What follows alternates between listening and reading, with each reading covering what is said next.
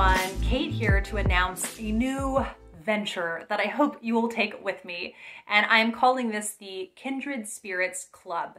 I am still working out exactly how this will look, but I really appreciated last week I asked people who would be interested in contributing feedback on a new idea that I had, and several people did a Zoom meeting with me and gave their feedback, and it was really helpful to kind of formulate more what I want this to look like. I want to have a kind of space where like-minded readers can gather for a life-softening time, whether it is through watching cozy movies or reading gentle, quiet reads that have kind of the light academia feel.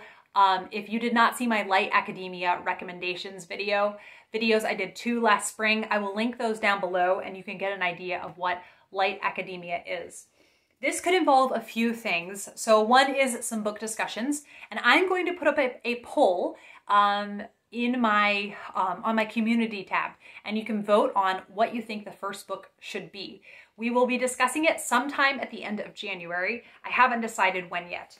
But the books to choose from, these are, like I said, going to be like gentle but light academia. So just savoring the little joys in life, loving domesticity and cozy things, living life to the fullest in a homebody way. And the first book is called Tea Round the Nursery Fire. This is by Noel Streatfeild, and it's his remembering back to his childhood, and which was late Victorian era, early Edwardian era. And I just think it sounds lovely. Emma from Bookish Princess gives it her stamp of approval, so that makes me very hopeful. Then a book that I just know I won't get around to during Nonfiction November, and it seems like this kind of restorative read and inspirational read that could be a lovely thing to read as a group, and it's called Bring Me a Unicorn by Anne Morrow Lindbergh. These are her diaries and letters from 1922 through 1928. There's a whole series of these, and so these are the very first ones, and I just have been meaning to read this book for a while, and I have not gotten around to it yet. And then Emily of Deep Valley by Maud Hart Lovelace. This is a book that I was so certain it would disappoint me because it was not a Betsy Tacy book, but it was in the same world as Betsy Tacy, and I was so happy to be wrong. It is the loveliest, gentlest book, and it's beautiful. It's also quite short. It is, let's see here. It's not even 300 pages, and I just adore this book so very much. And then the last choice I have is, oh, let me flip this around because I have this beautiful edition of it, and that is Cider with Rosie by Laurie Lee. This does have some Christmas scenes in it, but I think, one, because the 12 days of Christmas go into January, the official 12 days of Christmas, but also just, I think that it's just a lot to just kind of like turn off everything Christmas December 26th. Like, I like going through the 12 days of Christmas, but then also just letting Christmassy things happen throughout January and even in the year if you want to slip those things in. So we could all do with more cheer and goodness. So yes, Cider with Rosie is the other choice. So maybe look into these books and see which you would be the most interesting. Then I think I would also do a February book. So if you, if one of these votes is close, I might recycle some of the options for the next poll. I'm just taking this as it comes. I haven't fully formulated this plan.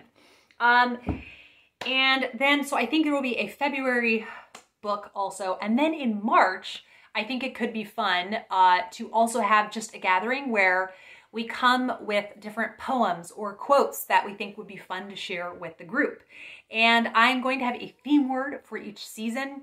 And so the winter theme word is cultivate, and you can interpret this however you wish. So maybe if you are planning on being in the Kindred Spirits Club, which is completely free, then think about something that you have, a poem or a quote, a letter, or a painting that you think embodies this word of cultivate. Then I also want to have some movie watch-alongs, and one is the 2015 adaptation of Cider with Rosie.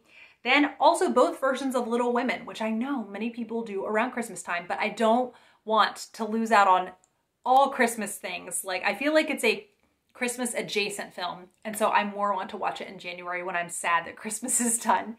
And the 1986, very under the radar, A Little Princess miniseries that I wish everyone would watch because it's so good. It's my favorite out of the Little Princess adaptations. So if you are interested in doing this and would like to participate, please email me. Email address linked down below. And I think we'll start an email chain. There also was some talk of sending postcards amongst each other, maybe having pen pals if that's something you would be comfortable sharing your address with the group. I don't know. Everything is still in the works, and you also can participate in some aspects and not in others, whatever your preference is. Yes. So please email me if you are interested in going on a whimsical Kindred Spirits journey with me. And I'm just seeing there Anne of Green Gables and thinking maybe that's something we should read together because one can never read Anne of Green Gables too many times.